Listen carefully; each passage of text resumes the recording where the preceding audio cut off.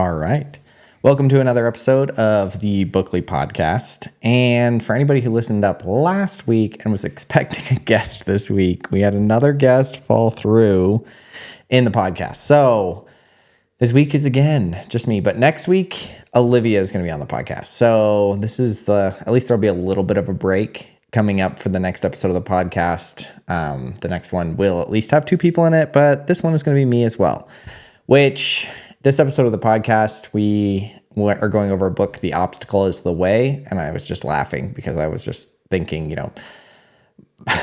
my big obstacle is getting people to actually come onto the podcast and get guests. And it's just funny that I was reading this book. And I actually really enjoyed this book because I feel like, I don't know, for me, self-help books and all of these, like business books, I kind of have to be in the mood to read them. And I feel like after having another guest fall through just for scheduling conflicts, I was kind of feeling down a bit. And this book, honestly, was kind of the pick-me-up I think that I needed, and kind of blew a little bit of wind in my sails and kind of kept me going. And so because of that, I actually really enjoyed this book, more so than most of the other self-help books that I would say that I've read. Self-help, business books. I actually enjoyed this one more than a lot of them. I will say I think for business books so far, I like the biography side of things. Like Shoe Dog was amazing. So I really liked Shoe Dog. But as far as, in comparison to some of the other ones that we've read this year, The Obstacle is the Way I actually really enjoyed. But I think I'm going to attribute a lot of that to timing. Again, I felt like I needed this book almost a little bit to kind of push me and refocus some of the things along the podcast to keep me going. Because if anybody has never been kind of an entrepreneur or ever tried a new venture, it's not all just sunshine and roses. Like, I have done quite a few different ventures, quite a few different projects. And anybody who thinks that it's going to be, I think everybody goes into it always thinking like, oh, this isn't going to be easy. This is going to be hard. But I think a lot of times people get uncomfortable with being frustrated and wanting to quit, because I would be shocked if most kind of entrepreneurs, self-motivated, self-starter individuals don't feel frustrated and want to quit. I don't want to say most of the time, but a good portion of the time. I think what separates successful people from, or I don't even want to say successful people, because you don't have to be a self-starter or a business person to be successful. But I think what separates people who accomplish their goals and people who don't accomplish their goals really has nothing to do with talents, has nothing to do with, hard work. I think both people work really hard. I think it's the people who can become comfortable with wanting to quit and wanting to be done and then just keep doing the things that need to get done.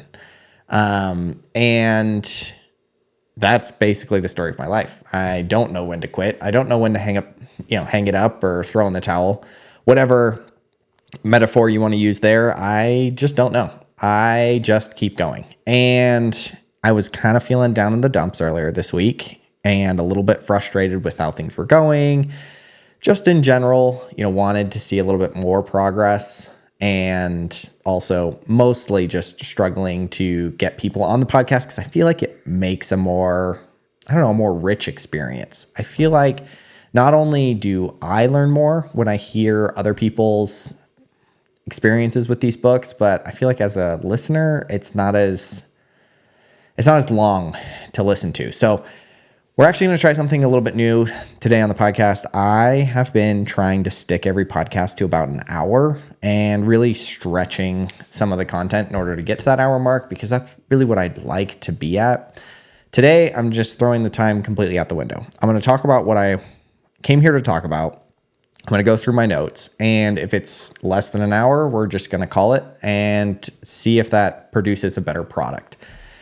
Now, I still am going to try, like I said, to bring guests on the podcast. I feel like it not only enriches your experience as the listener, but it also enriches my experience as the reader, which was I mean, selfishly, the point of this podcast was for me to learn and grow through reading and through talking to other individuals.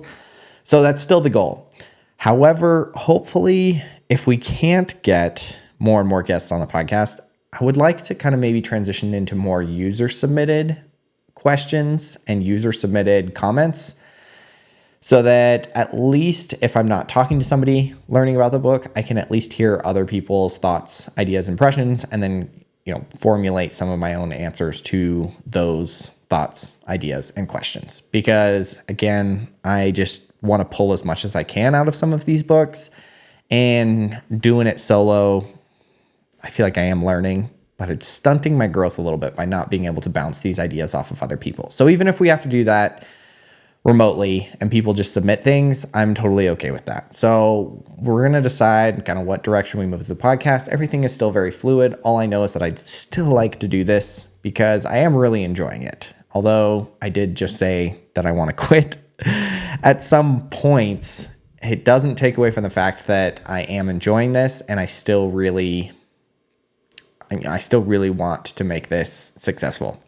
So that was me rambling, but ultimately the point of that ramble was more so to say that books like this, I feel like you have to be in a certain mood or certain mindset to really pull a lot out of it. And I feel like I was in that mindset with this book. So if I come across as, really, really enjoying this book, or that this book had a pretty big impact on me, it's because I was in that mindset. I needed somebody to kind of kick me in the butt and tell me the things that this book told me. Now, not everybody's in that mindset, and I went through the Goodreads reviews of this book because that's one of my favorite things to do. And there were a lot of people who hated this book, and the reviews on this book can get pretty harsh. This is definitely a raw kind of pick yourself up by your bootstraps, work harder, put your nose to the grindstone kind of book.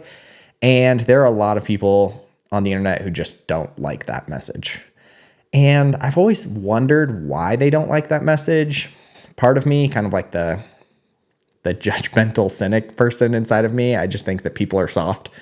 I think there's just a lot of soft people in this world. And when you tell them to pick themselves up by their bootstraps, they basically just say, you can't say that because not everybody has bootstraps to be picking themselves up by. And I hate that excuse because there are a million things that people can do on a daily basis that will have an impact in their lives down the future. Now, not everybody is going to be able to go from, starting off to multimillionaire or uber successful or, famous actor, famous musician, or whatever it is. You're not going to be able to make that jump maybe as quickly as other people who have been given a more fortunate situation. However, every single person in this world can make their life incrementally better step by step by step. And I think that is what gets lost in the messaging in this book, because he does kind of talk about, like, I would call them, hyper successful individuals, people who have achieved, incredibly great things. I mean, he talks a lot about, US presidents, war generals, super famous entrepreneurs, John D. Rockefeller, quite a bit. He also talks about, Amelia Earhart, Thomas Edison. And so these are kind of more of, I would say, the hyper successful individuals in life. And so I think some of the messaging of this book can get lost because people think, Ryan Holiday is just talking about how to become hyper successful. And I think that when you look at this book and you read it, and that's the message that you get, you miss the boat completely. The idea is not that, pick you up by your bootstraps and everybody will become hyper successful. The idea is that you can always incrementally make your life better. And it doesn't have to be, like I said, from extraordinary poverty to richest man to ever live.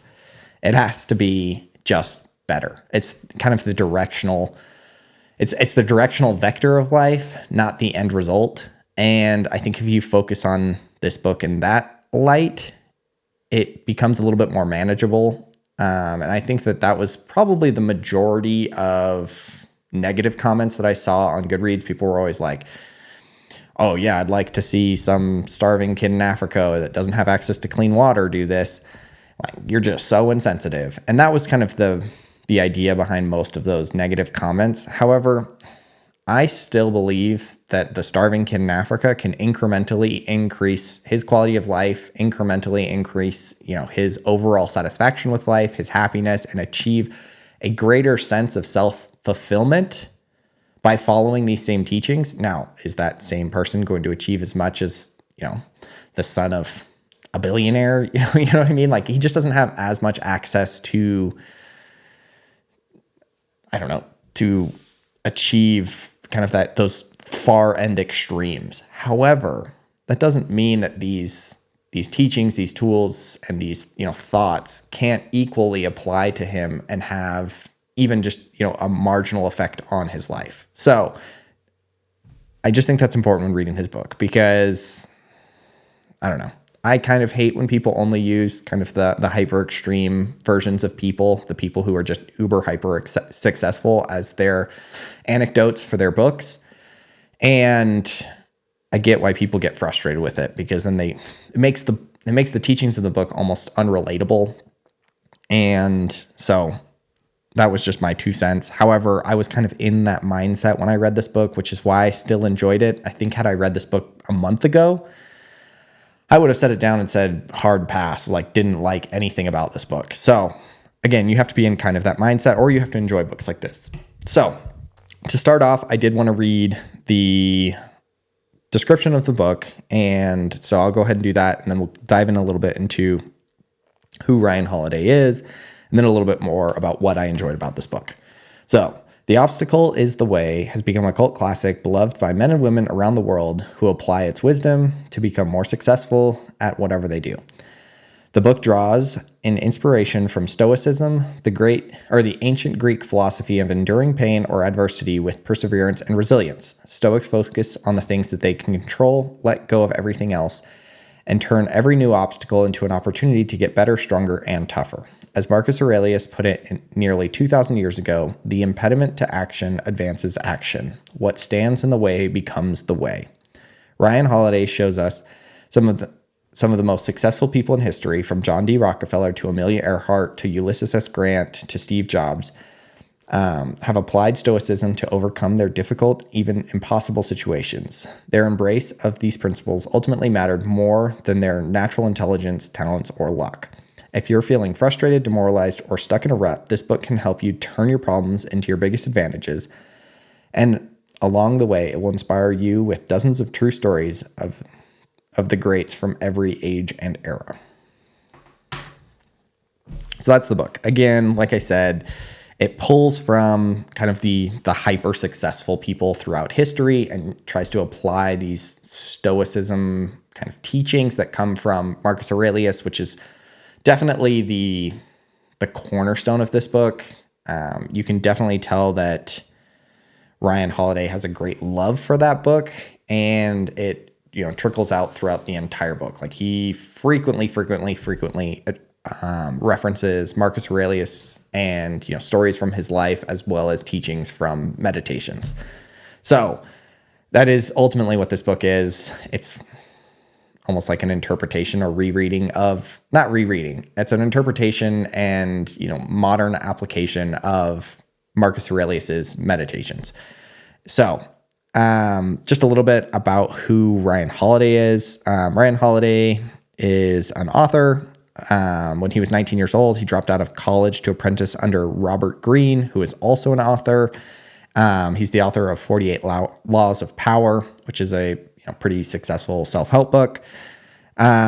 He is also kind of an entrepreneur. He had a successful marketing career, founded his own creative agency that, has advertised for some pretty big clients. And then he also markets for authors. He's marketed for, Tony Robbins, Tim Ferriss, and other pretty big kind of more entrepreneurial self-help book kind of niche authors. He's written a total of 10 books. Some of his most famous books are going to be The Obstacle is the Way, Ego is the Enemy, The Daily Stoic, Conspiracy, and Stillness is the Key. All in all, he sold over 2 million copies of his books. They've been translated into 30 languages. He's worked with NFL coaches, world-class athletes, TV personalities, political leaders, you name it, all around the world. He's done TED Talks and kind of promoting this idea of Stoicism. He has a YouTube channel called The Daily Stoic that has, I think it was like 1.3 million subscribers on it. So he's a pretty influential, I would say, entrepreneur-minded person, and everything is kind of based around this idea of Stoicism. And definitely this book, kind of The Obstacle is the Way, is based around the idea, which is based around the quote from Meditations by Marcus Aurelius, that the impediment to action advances action. So the obstacle becomes the way. That's what this whole book is about. So when reading this book, I didn't really know what Stoicism was. Like, I'd heard the word a couple times, but I don't think I'd ever looked up a hard definition of Stoicism. I kind of understood from a conceptual point what it was, but I wanted to read a hard definition of it as well, because that definitely helped me understand a little bit more. So this is the Wikipedia version of Stoicism. So Stoics believe that the practice of virtue is enough to achieve ultimate lasting happiness, a well-lived life. The Stoics identified the path to achieving it with a life spent practicing the 4 virtues in everyday life: wisdom, courage, temperance, and moderation.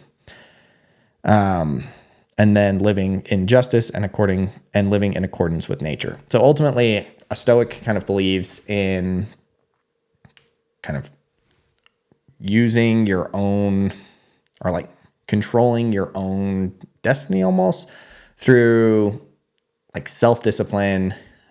I mean, is a huge part of it. Self-discipline, and self-discipline ultimately kind of, I don't know, encompasses most of it, I would say. But yeah, so it's the idea of, temperance, moderation, self-discipline, wisdom, and we'll kind of dive into some of the points of Stoicism that I really, really enjoyed. But ultimately, that's what it is. When I think of Stoicism, I think of Jocko Willink, kind of that Navy SEAL, put your nose to the grindstone kind of idea. And then I think that's who I envisioned with Stoicism, having a I wouldn't say positive outlook on things, but a rational, logical outlook on things. And then, kind of being disciplined to accomplish the things that you want to accomplish. That's inherently what I think Stoicism is, and also kind of what I got from the definition of Stoics from Wikipedia. So I wanted to go over, again, some of the things from the book that I liked, and then I'm going to go dive a little bit more into what I found during my research and which one I liked more. So first of all, the idea of the obstacle, what is it? Let me read that quote one more time. The impediment to action advances action. What stands in the way becomes the way. Don't love that idea personally, to be completely honest. It's not my favorite part of the book. I think sometimes obstacles are just obstacles, and it's not always, it's not always the obstacle that becomes the way. I think that there is virtue to obstacles, and I think that is kind of the more important point of the book. It's that, obstacles are not things to be avoided, but rather things that kind of build you as an individual. But I don't think the obstacle becomes the way. I don't know. It seems kind of a weird way of putting it. But ultimately, what I think the most important part about that idea is, and what he talks about quite a bit in the very beginning of the book. So the book is actually broken up into 3 sections. And the first section is perception. The second section is action. And then the third section is will. In my opinion, the first section is definitely the best part of the book. The perception section of it, kind of the way that you look at obstacles, the way that you look at life, the way you look at goals. I think that was kind of the most powerful part of the book. The second part of the book, action, is more of just that's what I would call the rah, rah, rah section of the book. That's the part where, he's just saying like, all right, now it's time to do it. And then the last section, the will section, is, I don't know. I didn't really enjoy that section. I had a hard time concentrating through that part. It's pretty quick part of the book, I would say. It's not broken up into equal thirds. That is definitely the smallest section of the book. But that one's more about just staying disciplined. And it's a large section that I feel like could have been summed up very quickly. I don't think it needed to be a whole section of the book, because ultimately he spends a decent chunk of time just saying like, if this is what you want, keep doing it. And then he tells a story. And then right after that, he's like, if this is what you want, keep doing it. And so it wasn't my favorite section of the book. The middle section, again, is kind of feel good, rah, talks about, that's like the pick yourselves up by your bootstraps section. Now, the first section, the perception section, is actually very good. That was the section that I felt like I got the most out of. That was the section that I was really like kind of glued to the book. And I was taking lots of notes and I really enjoyed all the stories. But yeah, that's how I would split up this book. But the way that he looks at obstacles in this book, kind of the way that he frames them, is that, again, obstacles are not things to be avoided, but they are things that actually kind of can be used for self-improvement, and that there's a couple different ways that happens. So one of the ways in which the obstacle becomes the way is through creativity. And I thought that was really interesting. He talks about how, let's see if I have it here.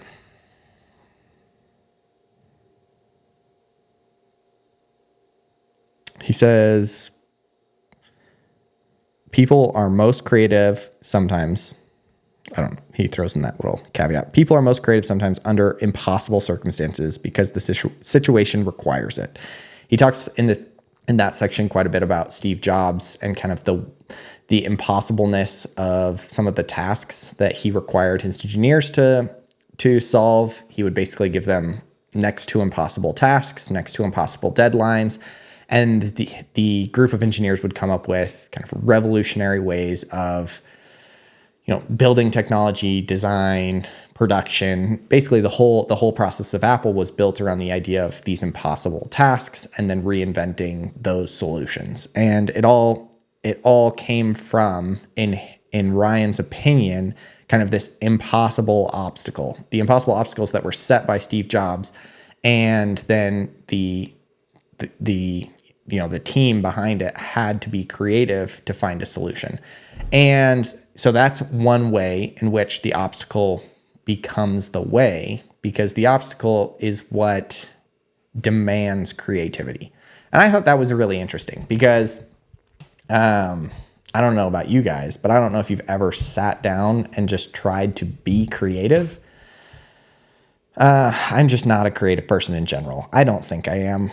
I think I'm slightly more creative than I give myself credit for, if that makes sense, because I used to think that I wasn't creative at all. I thought if creativity was on a scale of 0 to 100, I used to put myself probably at like somewhere between 0 and 10. I thought I was just a non-creative individual. And probably in the last 10 years, I would say that I am closer to probably 50 or 60. But I definitely am not somebody who just looks at something and is able to create. My creative process is definitely more so similar to the way that Ryan sees creativity in this book. He sees creativity as a result of obstacles, not as a like naturally flowing phenomenon. And so I think that there are some individuals that are just naturally gifted in that creative process. However, I do think there is something to be said and something to be learned about kind of this idea that creativity can be almost manufactured through obstacles. Because like if there's something that you have to do or something that you want to do, and there's really no known solution or no easy solution, that's when I feel like, me personally, creativity starts to to flourish. That's when I start to think, okay, well then how do I redraw this? How do I reshape this? How do I change things around to make this more my own? And I thought that was just a really, insightful part about this book. And it also kind of got me thinking quite a bit about, I'm using the podcast right now as an example because this is probably my largest creative endeavor that I'm currently working on. I've had other creative projects in the past, and I have other projects that I'm working on right now, but everything else is kind of smooth sailing right now in my life. I wouldn't call it smooth sailing. I don't want to sound too arrogant. Everything right now is moving in a positive direction right now in my life. A lot of things are. Things are flowing pretty well.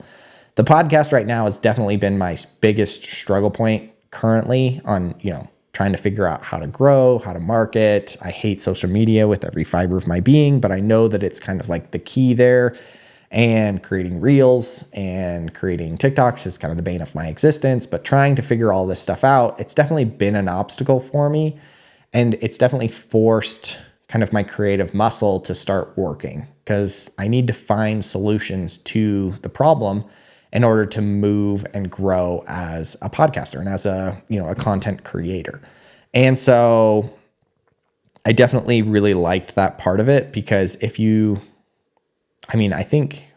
remember what the statistic is, but I want to say that there are thousands of podcasts created. It's either daily or monthly. And I mean thousands of podcasts are started either daily or monthly. However, the amount of podcasts that actually make it past, 500 downloads, 1,000 downloads, 100,000 downloads, 1 million downloads, there's an incredibly steep drop in the overall production of that. And I think the reason is because people kind of have this good idea. And I think a lot of people have good ideas. I think there are a lot of good ideas that end up failing because there's an obstacle that comes forward. And the obstacle is, how do I get eyes on my podcast? How do I get eyes on my YouTube channel? How do I get eyes on my my doodads and doohickeys that I've created? How do I get eyes on my new business? And that for most people is almost an insurmountable obstacle. And so people have this idea that, if you build it, they will come. And that's kind of where most people stop, is when they build it and people don't come and they're like, oh, well then it just wasn't meant to be and you're done. But I think it's important to look at that obstacle and then the people who are successful don't look at it and say, I built it. People didn't come. It's insurmountable. Instead, that obstacle is there, I think, for everyone. 99% of people run into that obstacle. 99.99999% of people run into that obstacle. The people who are successful look at that obstacle and say, okay, how can I use this? How can I use what I have and how can I be creative to outmaneuver that obstacle? Now, that is one thing that I think that's one way in which the obstacle becomes the way, because it forces you to become creative and build something that actually provides value, something new, something that gets people's eyes onto your thing. And I'm hoping that eventually does happen with the podcast, and we'll keep you updated. But ultimately, that's the idea behind the obstacle becoming the way, is that you find your path of value towards the world. It forces you to create in a new creative way that adds value to the world. The other thing that he talks about a lot with obstacles becoming the way, and the way that you kind of look at obstacles, is that some obstacles are there to teach you, are there to sharpen your skills. So some obstacles can be overcome. So this is the way that I picture it. This book, while I was reading, I thought of obstacles as a rock in the middle of the road. So just follow this with me. There's a rock in the middle of the road. I think the two biggest points that I got out of this perception side of the book was there's really two ways that obstacles can be helpful for you. And the first way, like we talked about, is getting creative. And I would equate that to walking around the rock. So instead of just walking into the rock constantly, walking into the rock, you think creatively and you come up with something new that moves you around the rock and makes you special. The other thing that an obstacle can do is if you're not going to get creative and move around the rock, it forces you to climb over the rock. And so what that means in my mind is it forces you to sharpen your skills to a point where you can overcome it directly. So if you are trying to accomplish something and there's an obstacle in your way, if you'd like to overcome the obstacle, then you have to either be creative or be better. And then the obstacle forces you to be better. And so that's what becomes the way, is because eventually you can separate yourselves from everybody else, separate yourself from kind of the obstacle itself and overcome it directly over top of it. So that was kind of the two ways that I saw kind of the obstacle becoming the way. And those were kind of the two metaphors the metaphor that I used and the way that I looked at it while reading the book. Which is, I think really powerful, especially for anybody who's looking to start something new or some sort of entrepreneurial effort, or really, it doesn't even have to be entrepreneurial, sports, art, music, whatever it is that you want to do. There's always going to be obstacles. There is nothing worthwhile in life is easy. Like nothing worthwhile in life is easy. But if you encounter obstacles and then you avoid them or avoid working through them, or you're somebody who waits for obstacles to kind of move out of the way themselves, then you're not looking at the obstacle correctly. And I think that that's what the early in the book, kind of the perception section of the book really gives you, is it gives you kind of this idea of looking at the obstacle and understanding what the paths forward really are. Are you going to let it sharpen you as an individual, or are you going to let it change the way that you look at the problem? And you can do one or the other. So that's the part of that book that I really like. In addition to kind of in that perception section, so in addition to kind of tackling obstacles, he also talks a lot about how we perceive obstacles in general. I know that I said that the entire first section is perception, but it's kind of mixed in back and forth. And so I wanted to talk about some of the points that he makes about how we perceive obstacles. I think that's how you would say that. He talks a little bit. I'm going to just kind of rapid fire through some of my notes here, because I thought I wrote down things and I think that they're really good. So he said, one of the things that he said was not to be positive, but rather be creative and ceasingly optimistic. So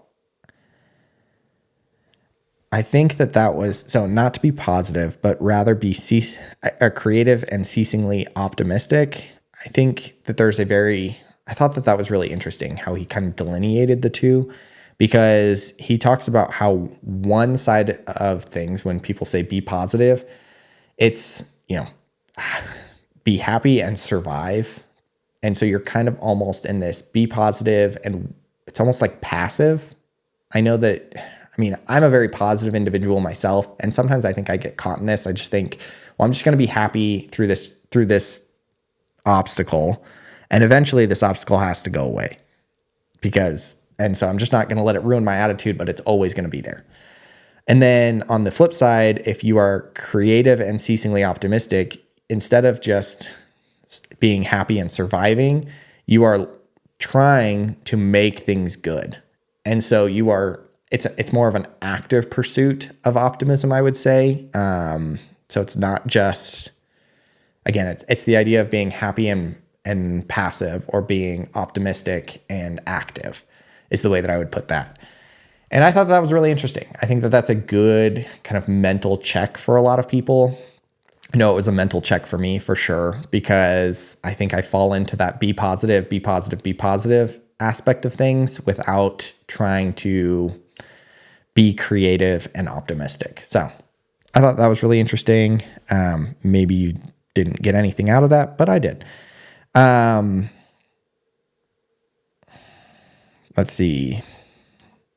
So another thing that he says is that you can basically train, and this was one of the things that people didn't like in the comments for sure, but he talks a little bit about how you can train panic out and train basically anxiety out of your system.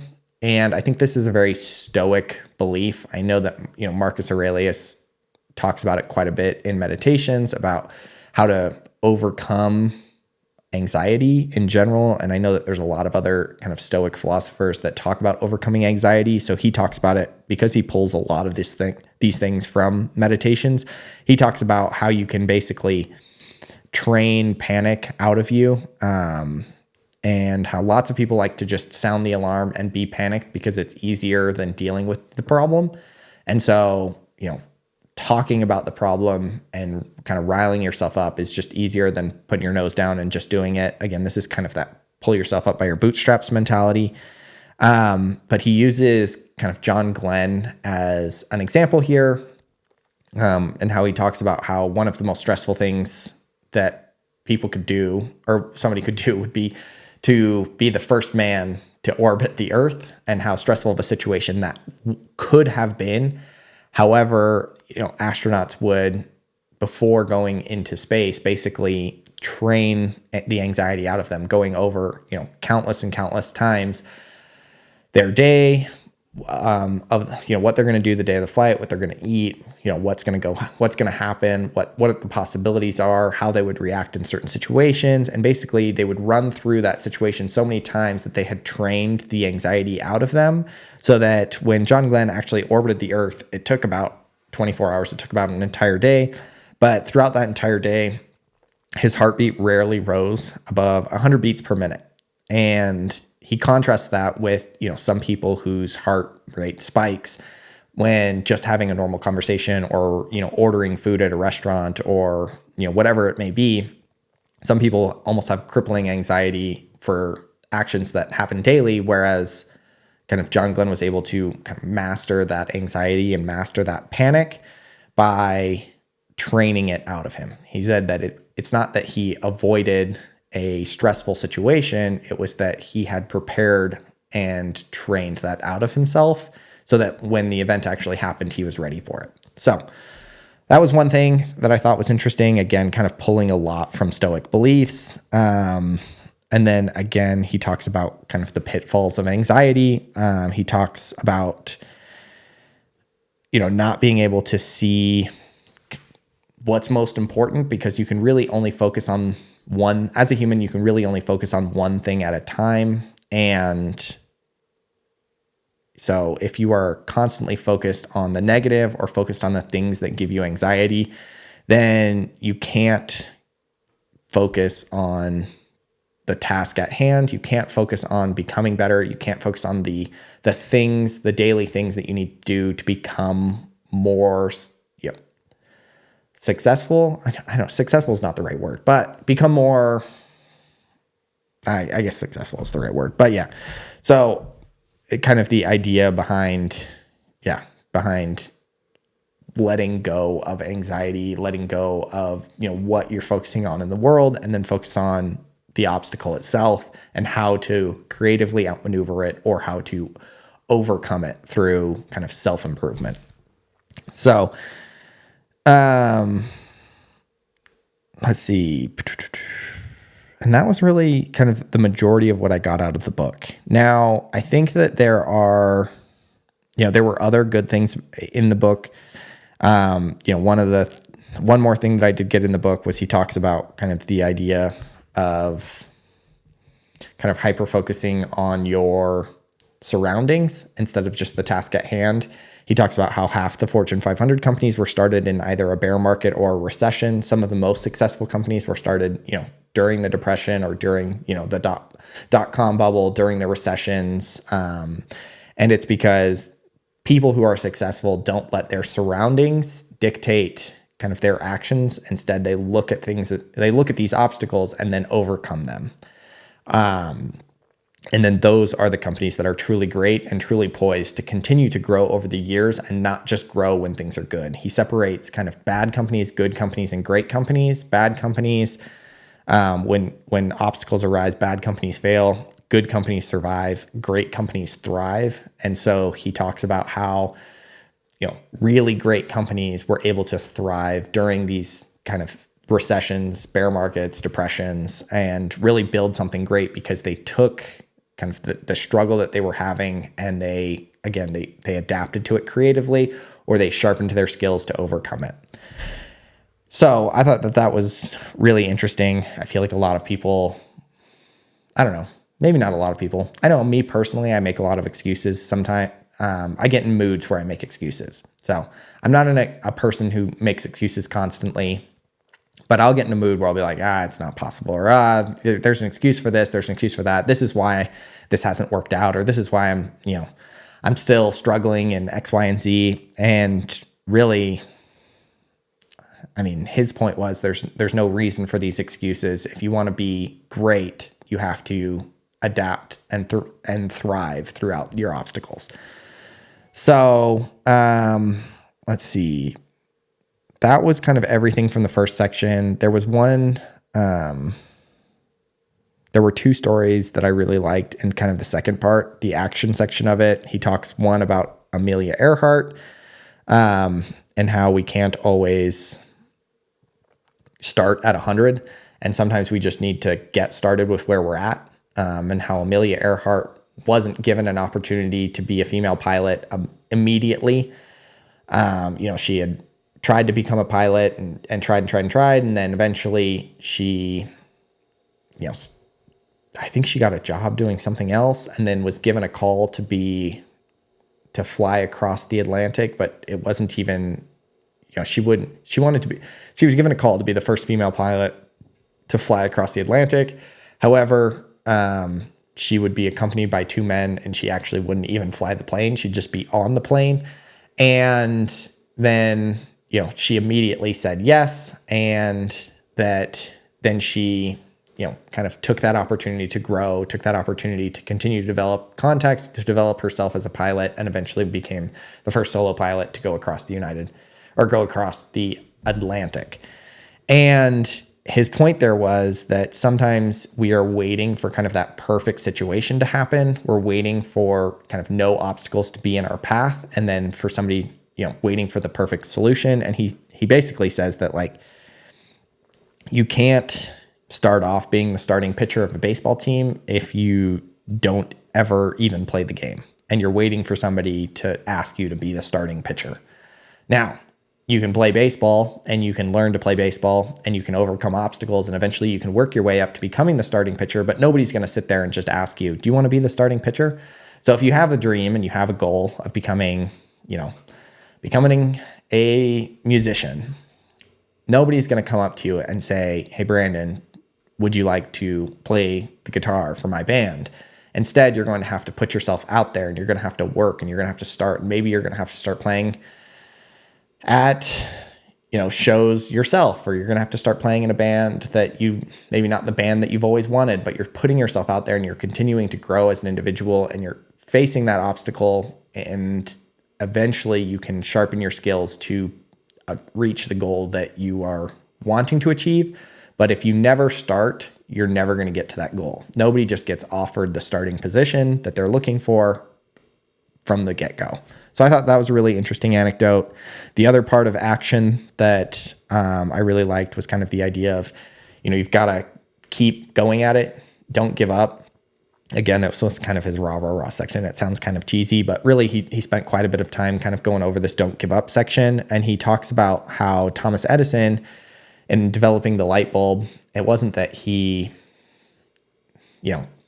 had a scientific equation on his notes and came up with the perfect filament for a light bulb, but rather he was and there were other people trying to develop the light bulb at the same time. Thomas Edison didn't have this crazy idea of developing the light bulb, and then everybody else around him was like, you go at it, crazy person. No, there were a lot of people trying to develop kind of an incandescent light bulb, and he was just the one who was willing to try the most iterations. I mean, he tried thousands and thousands and thousands of different types of filaments in order to develop what eventually became the first light bulb.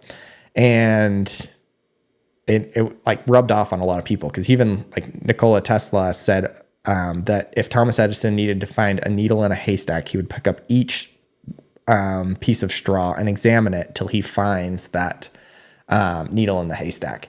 And so that was the way that he approached kind of science. And that might be a little bit contrary to what we believe, because, a lot of times we think that scientists kind of have a theory and then eventually, they test out that theory, and if it works, it works, and if it doesn't, it doesn't. However, Thomas Edison wasn't necessarily, I wouldn't say that he was so brilliant that he invented the light bulb. I would almost say that, according to this book, again, I haven't done enough research into Thomas Edison, but according to this book, Thomas Edison wasn't so brilliant that he developed the light bulb. He was so persistent that he developed the light bulb.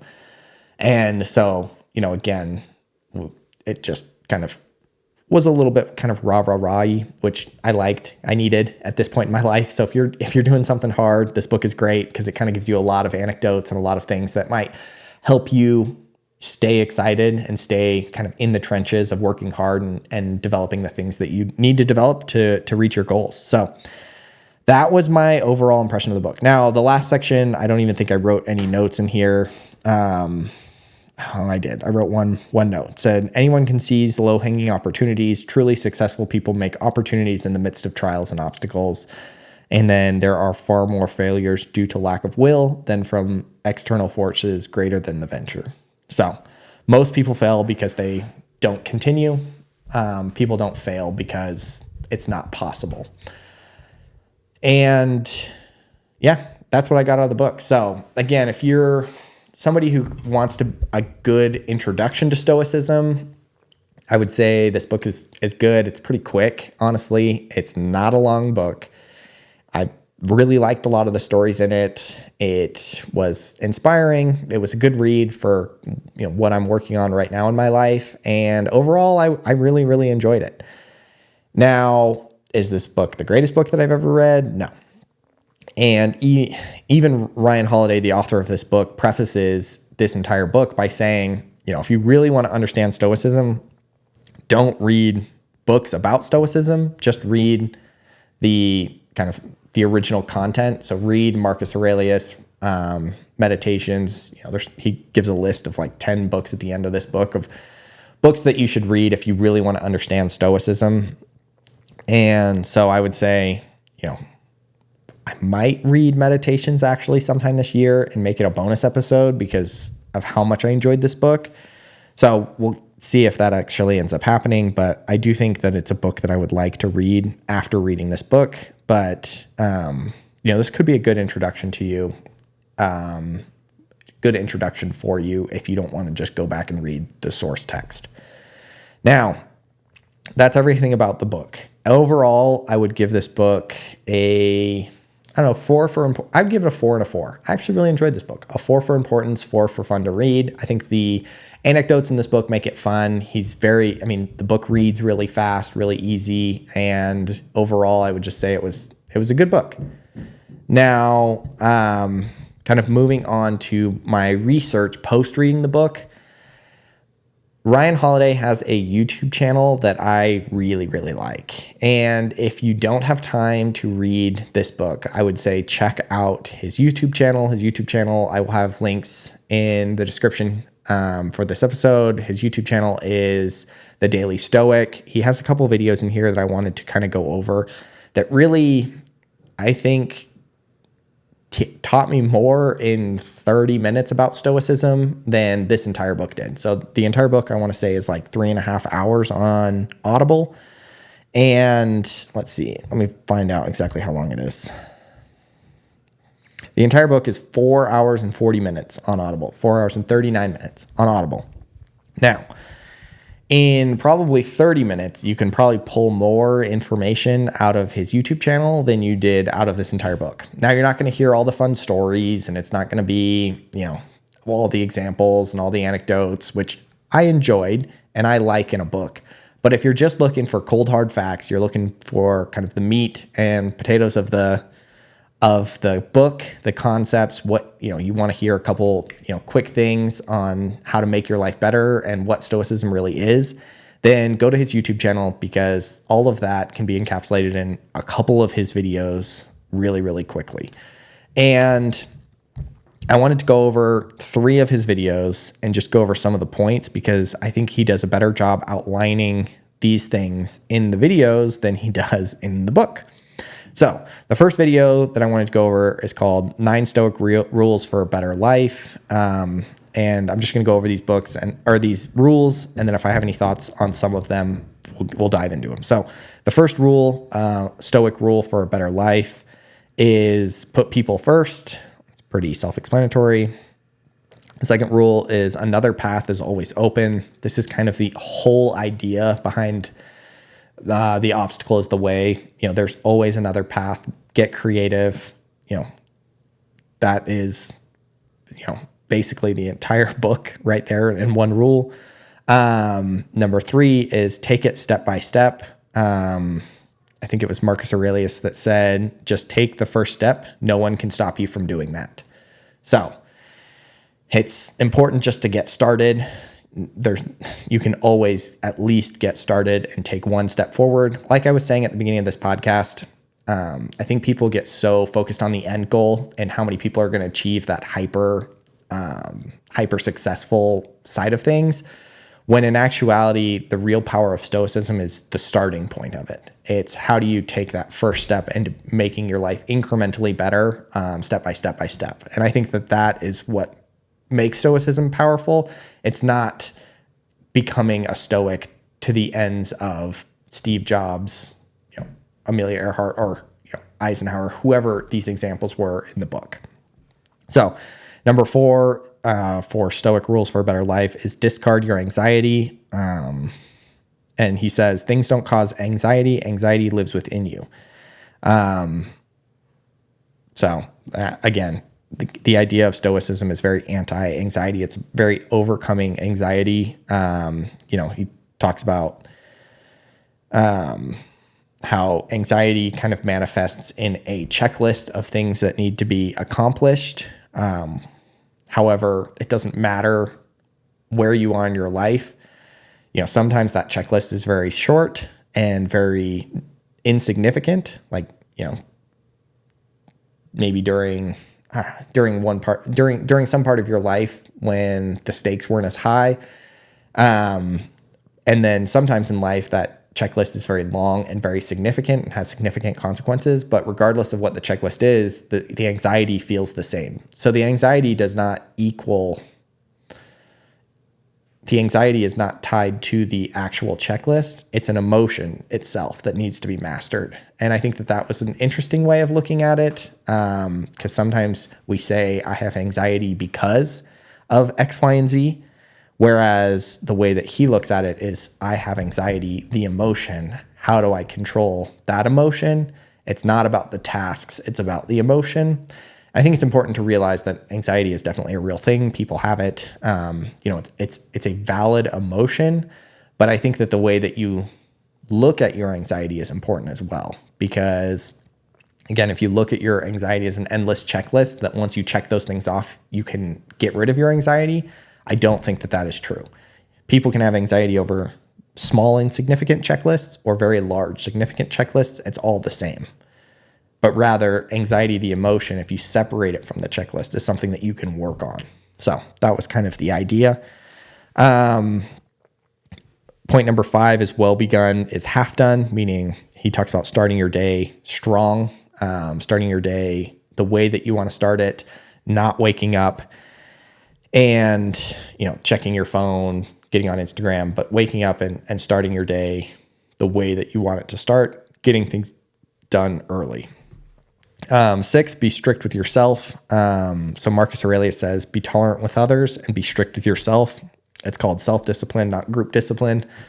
Pretty self-explanatory. Don't hold others to the same expectations, but also, have empathy and, love for others, and don't let their shortcomings dictate your reality, but master yourself. Don't be lazy. And then 7, don't resent people. This kind of ties into be strict with yourself.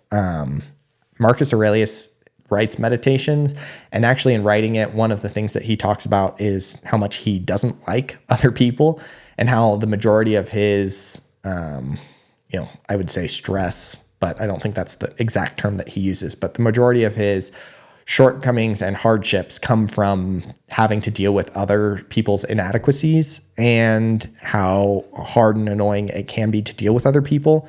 But just like obstacles, they're put there as an opportunity to become more creative or to grow as an individual, and that you shouldn't resent people, but rather look at them as opportunities, again, to be better and to grow as an individual and not focus on their shortcomings, but rather how you can make that advantageous to yourself. And then the last rule is ask yourself, is it essential? He states here that it is more important to do fewer things, but do them better. So better should be the goal, not more.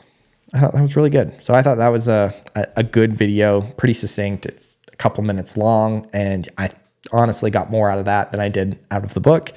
The next video that I would recommend watching is 12 Stoic questions that will change your life. And so we're going to go through these questions again, just kind of internalize some of these questions for you as you're listening. So the first one is, who are you spending time with? This includes not just physical time, but who are you reading? What are you listening to? And is it enhancing you as an individual? 2, is this in my control? I talk about this one a lot personally. This is something that I very firmly believe in, that there is kind of a sphere of influence and a sphere of control. And the sphere of control is definitely like if you had a pie graph here, it's like everything that influences your life, everything that you control in your life is so much smaller than everything that influences you. But if you focus on everything that influences you, sometimes you're going to be focusing on things that you can't control. Now, if you could focus on everything that you can control, then it's going to be everything that influences you as an individual, but also everything that controls you. So it's important to stay within that circle of everything that you can control, because otherwise you just focus on kind of all of the nonsense around you. Third question, what does your ideal day look like? Just trying to internalize this idea of who you want to be. Number 4, are you doing things to be or to do? Are you trying to be important? Or are you trying to do important things? Really, the difference is here is focusing on credit. Are you focusing on getting credit for things, or are you focusing on just doing important things? Number 5, if I am only for me, who am I? So he talks a little bit about how you can't be focused purely on yourself, but how focusing on kind of a larger group and focusing on others is actually the best way to build yourself.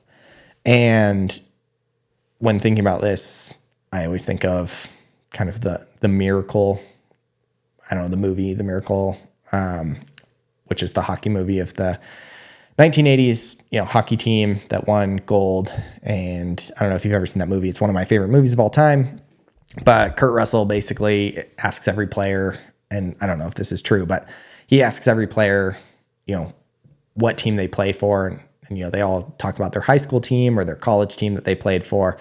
And at one point in the movie, he gets really, really frustrated. And he basically says the name on the front of the jersey is a hell of a lot more important than the name on the back. So he's talking about, the front of the jersey saying USA, and then, the back of the name saying, himself.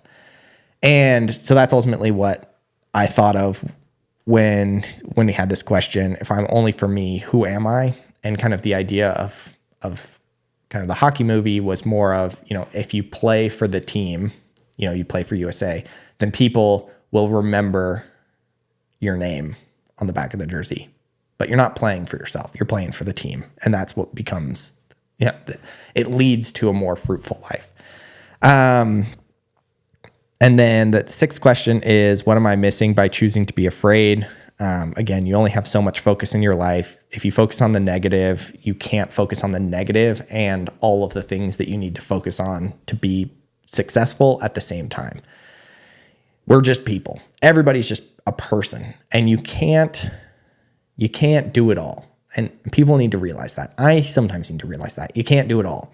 So do what you can, but if you're focusing on the negative, you're just taking away from everything that all the potential that you could put somewhere else. Number 7, are you doing your job?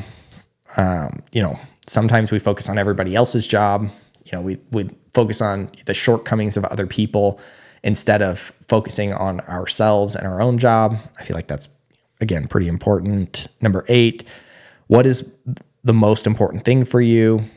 Again, try to delineate as an individual what's most important to you. Is your work most important to you? Family, your reputation, your legacy? What is it that's most important to you so that you can work towards that?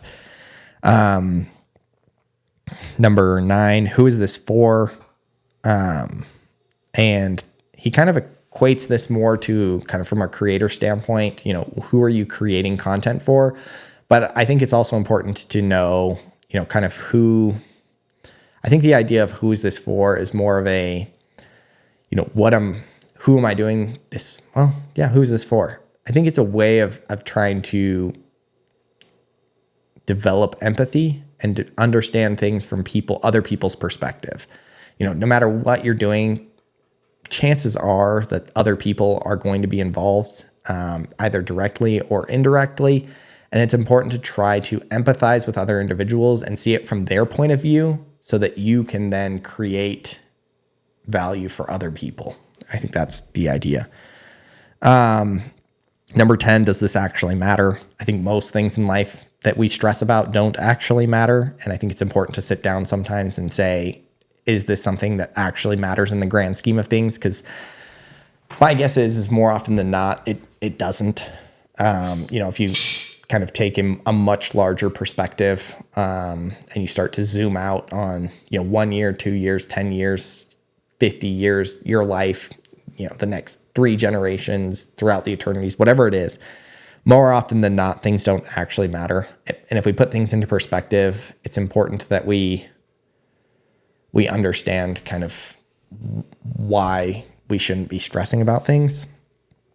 But it's also important to not kind of dive too deep into that. And then you fall into kind of like the nihilistic viewpoint of nothing matters. And I think it's important that we still have some set of values of things that do matter. And so we need to create those values in of ourselves and understand what are my core values, what does matter to me, and then understand if the problems that we see in our lives actually matter in the long term. Number 11, will this be alive time or dead time? So he equates that essentially to are you going to be using every second productively, or are you going to waste time? And that more people, more often than not, waste time. He quotes Seneca in this, and it says, it's not that life is short, it's that we waste a lot of it. I thought that was a pretty powerful quote. Number 12, is this who I want to be? All of our actions develop into who we are. And so if we don't want to be somebody, don't act like that. So if you don't want to be a butthole, don't act like a butthole today. And then you will slowly, you'll slowly develop into a better person. Now, if you don't want to be, a jerk, and then you just do terrible things constantly, you're eventually going to get there. So whenever you're approaching something, think, is this who I want to be long-term? Because how you act now affects who you are long-term. And then the last kind of bonus question that he gave at the very end was, what is the meaning of life?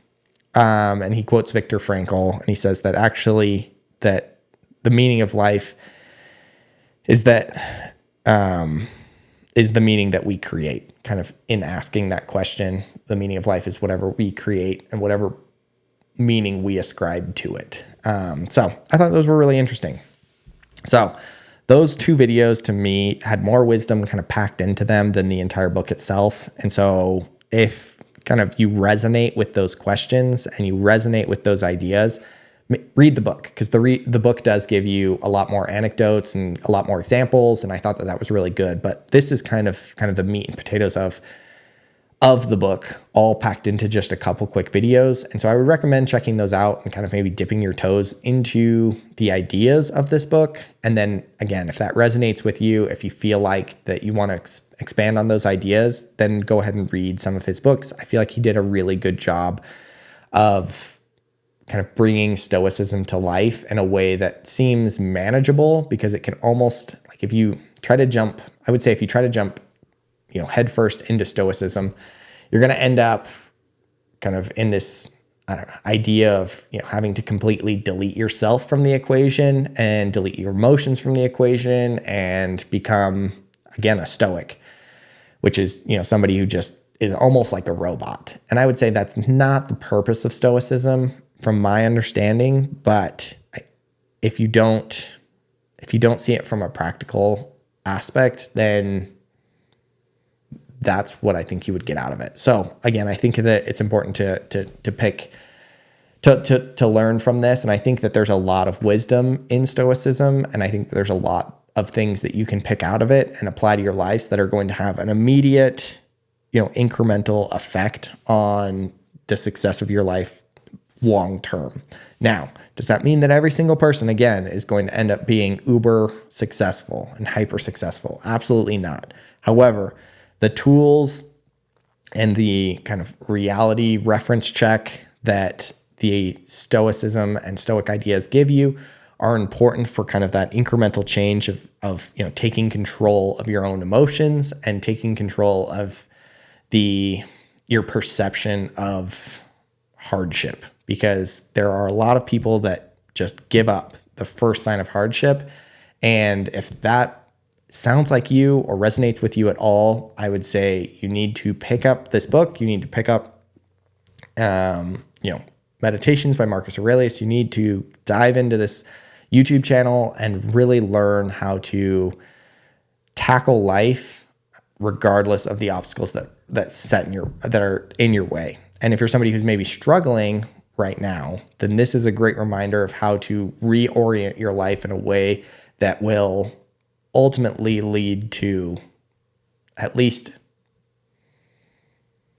a good reference point for success. So that's what I would say about this book. Again, I would rank this book a 4 on fun and a 4 on importance.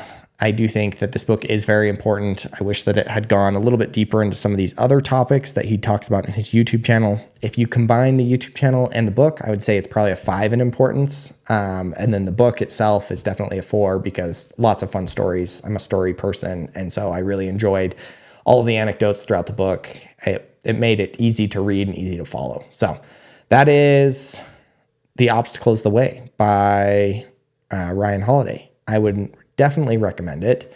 And it's a quick read. So, but if you don't have the time, check out his YouTube channel for sure. There will be a link in the description of the episode. And yeah, that's great.